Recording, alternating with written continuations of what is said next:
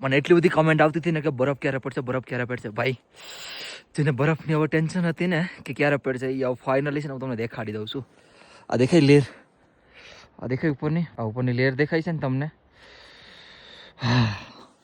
Finally ભાઈ કેદાર ઘાટીની ઉપર થોડો બરફ પડી ગયો છે અને જે ઠંડી થઈ છે ને કેટલા દિવસ પછી મેં અત્યારે છે ને આ જેકેટ નાખ્યું છે. કેટલા દિવસ પછી, કાલે પણ થોડી ઠંડી હતી પણ આજ છે ને ખતરનાક ઠંડી પડે છે. બાકી અત્યારે સમયની વાત કરું ને તો 6:17 થઈ ગઈ છે અને બહુ ઠંડી થઈ ગઈ છે ભાઈ. હવે નાવાનું બંધ.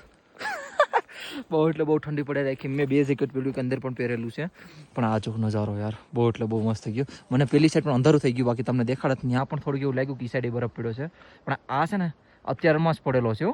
અત્યારે એટલે લગભગ કલાક 1.5 કલાકની અંદર જ આથ્યું છે બધું. બાકી એટલી ઠંડી પણ નથી. જ્યારે બરફ પડે ને ત્યારે ઠંડી બહુ વધી જાય, હકીકત એવું ભાઈ. હમણાં વચમાં હું પહેલાં શરૂઆતમાં આવ્યો હતો ને ત્યારે બી બહુ બરફ પડ્યો હતો ને ત્યારે મારી હાલત ટાઈટ થઈ ગઈ હતી. હવે ધીરે તો ઠંડી જો હાથ મેં ફોન પકડ્યો ને જામ થઈ ગયો એવું લાગે છે.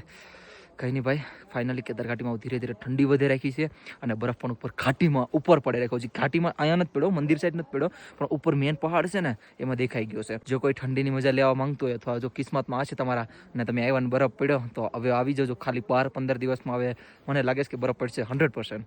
જય શ્રી કેદાર, હર હર મહાદેવ. જોઈએ હવે આપણો તુક્કો લાગે છે કે નહીં. ઓલે વખતે મેં તુક્કો માર્યો તો વરસાદ આવી છે. હવે તુક્કો મારું કે 15 દિવસની અંદર શાયદ બરફ પડશે. હવે જય શ્રી કેદાર.